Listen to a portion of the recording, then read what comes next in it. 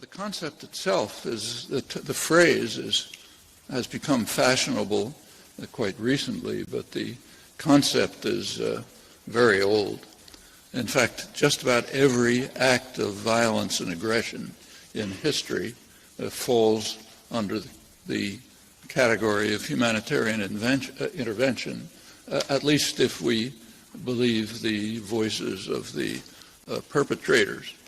And that shows up. There is scholarship, academic scholarship on the topic, and it shows up very clearly there. So, for example, one of the main scholarly books dealing with the humanitarian intervention in modern period by Sean Murphy finds 3 examples of humanitarian intervention in the period before the Second World War. The first was Mussolini's invasion of Ethiopia. The second was Hitler's takeover of the Sudetenland. And the third was Japan's conquest of Manchuria and North China.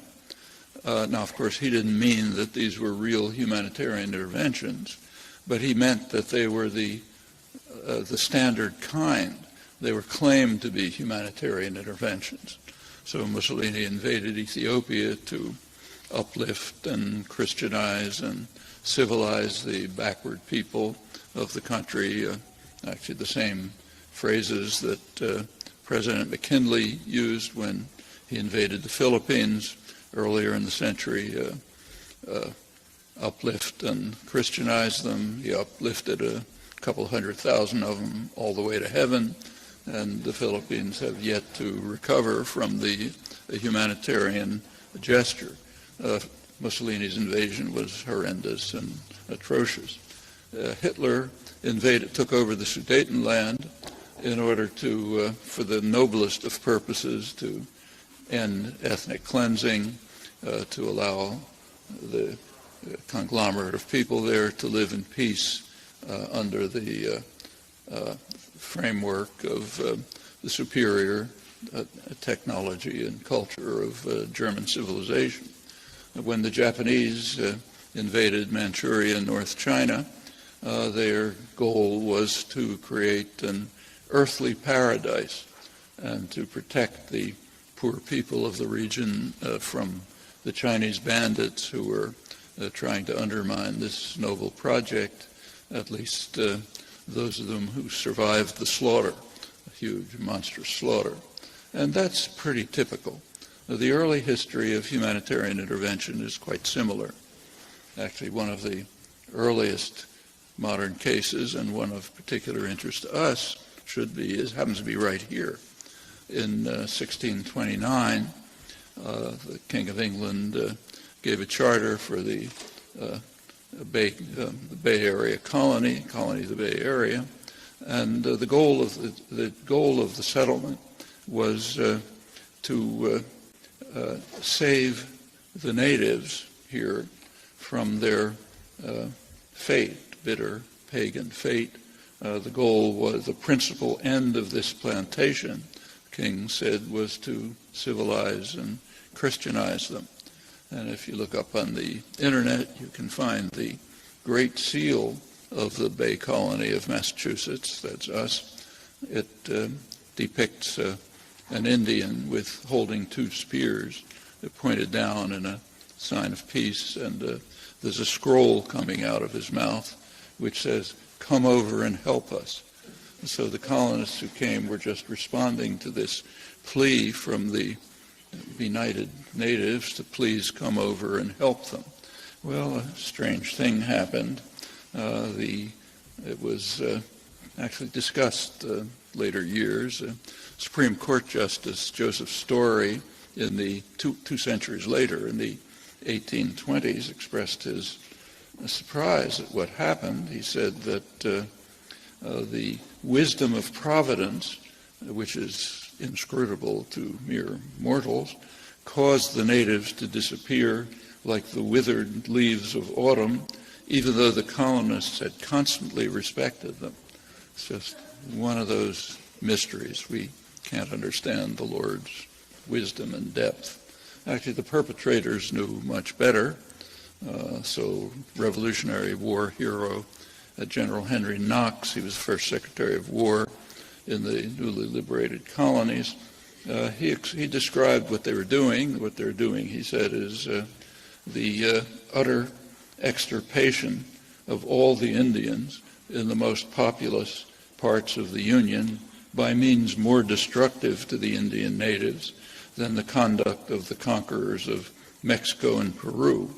And he warned that a future historian may mark the causes of this destruction of the human race in sable colors. It hasn't happened. Shortly after Joseph Story's musings on Providence, another one of the perpetrators, the architects of the extirpation, John Quincy Adams, lamented the fate of what he called that hapless race of Native Americans, which we are exterminating with such merciless and perfidious cruelty. Among the heinous sins of this nation, for which I believe God will one day bring it to judgment. Earthly judgment awaits, and these are not the staples of taught history, they're only the staples of actual history. On the contrary, what we constantly hear is odes to our unique magnificence called American exceptionalism, also not unique to the United States, but very striking right now. The later history of humanitarian intervention is not very different. After World War II, there are actually a few cases of military intervention that had very benign outcomes. Actually, there are two in the post-World War II period, both in the 1970s. In 1971, India invaded East Pakistan, now Bangladesh, and terminated a monstrous slaughter of millions of people by the Pakistani army. At the end of the decade, 1979, Vietnam invaded Cambodia and put an end to Pol Pot's atrocities, drove out the Khmer Rouge, just at the moment when they were peaking. But these two examples don't enter the canon of humanitarian intervention because they had a problem. The problem is wrong agency. It's only humanitarian intervention when we do it. We are our clients. And there was another problem with these two cases. The U.S. bitterly opposed them and moved very quickly to punish those who had carried out the crime of ending these slaughters and atrocities. In the case of India, that was Kissinger-Nixon at the time. Kissinger particularly was outraged by this. It was threatening to undermine a secret trip he was planning to Pakistan. He'd already set up all the photo ops and so on. It looked like this might undermine it. We know from recent White House tapes that were released that Kissinger was so furious, he was proposing to Nixon that they use nuclear weapons to stop it. What he said is that if we don't use nuclear weapons, the Russians will attack China and we'll be finished. That's the great diplomat, Henry Kissinger. Nixon was a little more restrained. He thought that mass famine in India would be enough of a punishment for this crime. And Kissinger went on to mock those who, as he put it, who bleed for the slaughtered Bengalis, the millions of them. Who cares about them? Well, fortunately, Nixon prevailed. There was no Armageddon, although the United States did send an aircraft carrier into the Sea of Bengal to warn the Indians of the punishment that they deserve for the crime of one of the two crimes of intervention that actually had major benign consequences. The other was 1979. Vietnam was bitterly condemned for the crime of ending Pol Pot's atrocities. The New York Times denounced them as the Prussians of Asia. The United States imposed harsh sanctions. Sorry, not loud enough. The United States imposed harsh sanctions and in fact supported an immediate Chinese invasion to punish the criminals who ended the Pol Pot crimes, and the United States immediately turned to supporting the Khmer Rouge on the borders and their attacks against Cambodia, diplomatic and military support. So those two cases can't qualify as humanitarian intervention. If you look on, there are, after the collapse of the Soviet Union, the concept of humanitarian intervention became very popular, and there was a good reason for it.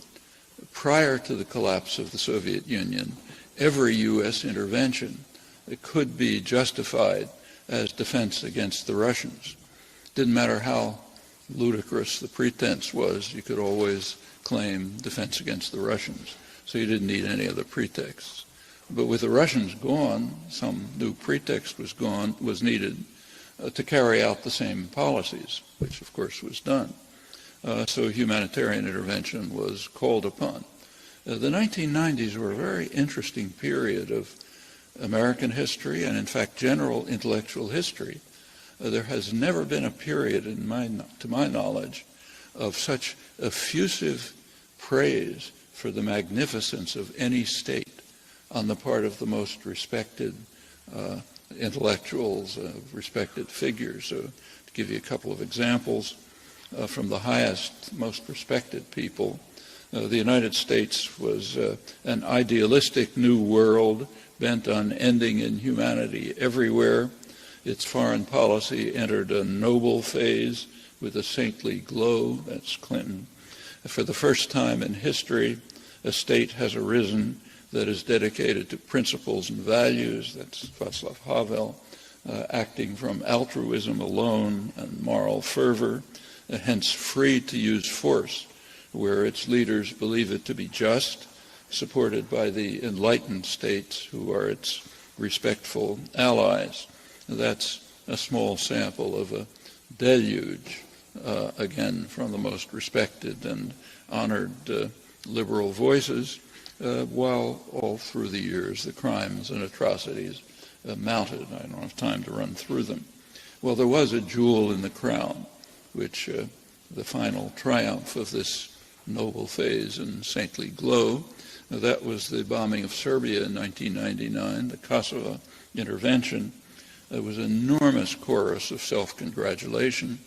There was an international commission led by Judge Goldstone, Goldstone Commission of South Africa, which of distinguished lawyers, concluded that the bombing was illegal, but it was legitimate. And that phrase, illegal but legitimate, has haunted us since. And why was it legitimate? Because it was undertaken to stop an ongoing atrocities. There are a couple of problems with that story, which is uniform. It's repeated today constantly. One problem is the chronology. It happens to be the other way around. The bombing was the cause of the atrocities. It was not a consequence of them. We have extensive documentation of this, one of the most richly documented cases in history. Two huge State Department publications, United Nations reports, monitors on the ground, British parliamentary inquiry, and they all say the same thing. It was an unpleasant place until the bombing, but the bombing set off the atrocities.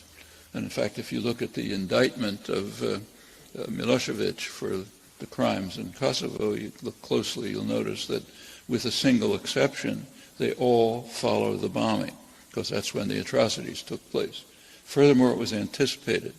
The General Wesley Clark, informed Washington a couple of weeks earlier in a discussion about what would happen, that if NATO, meaning the United States, did bomb, of course the Serbs would react with atrocities on the ground. He also informed the press as the bombing began that it was predictable that there would be a sharp increase in atrocities. So these horror stories you've seen are real, but they're the consequence of the intervention. So that's one problem. That one is easily handled just by suppressing the historical record. Almost totally suppressed, richly documented, almost nothing about it. There was another problem, that the traditional victims of intervention vigorously objected. There was a major meeting shortly after of the South Summit, that's basically the non-aligned countries, about 80% of the world's population, and they bitterly condemned what they called the so-called right of humanitarian intervention, referring to Kosovo, which they described as simply old-fashioned imperialism in a new guise. Well, that one could also be handled. It wasn't reported. A few mentions of it were derided, but it did cause a slight problem.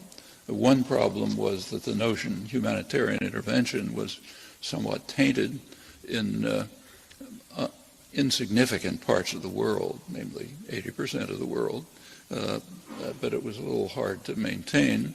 So the intellectual classes had to ride to the rescue with some new notion. And the new notion is what's called responsibility to protect, R2P. That was concocted right after Serbia to try to deal with this problem. Well, that's, I should say that Kosovo is also regarded as a precedent. The recent debate over bombing, not much of a debate over bombing Syria, did point out that it would be illegal but legitimate because international law has changed. And many commentators, even the President of France, pointed out that international law is a flexible notion. It changes as a result of actions that are taken, actions of state that set precedents. And the United States set a precedent by bombing Kosovo. Actually, this is not quite accurate. So, for example, when Saddam Hussein invaded Kuwait, that didn't set a precedent. When the Russians invaded Afghanistan, of course, not a precedent. And what is really meant in this discussion is when the most powerful and violent states carry out an action, those who are in a position to control and shape the way history is presented, that sets a precedent. That's the reality of it. Nevertheless, there was a problem. You needed something new. R2P, responsibility to protect, came along, constantly invoked. It's claimed to be legitimate because it was supported by the United Nations, which is about half true. There was a recent article you may have seen in the New York Times by Michael Ignatieff lauding humanitarian R2P and saying we have to invoke it. There's a book about him by Derek, which you should look at, recent book on this great humanitarian. Ignatieff, like others, had to ignore a slight problem here too. There are two versions of R2P. One of them, in fact, was adopted by the United Nations, 2005. UN General Assembly adopted a responsibility to protect doctrine. But that one has a condition. It says it has to be within the framework of the United Nations Charter. So you can have intervention to protect people, but only on the condition that it is either authorized by the Security Council or that it's an immediate response to an ongoing armed attack. Otherwise, as illegitimate as before. Fortunately, there's another version of R2P. That's the one that the West appeals to while appealing to the UN for legitimacy.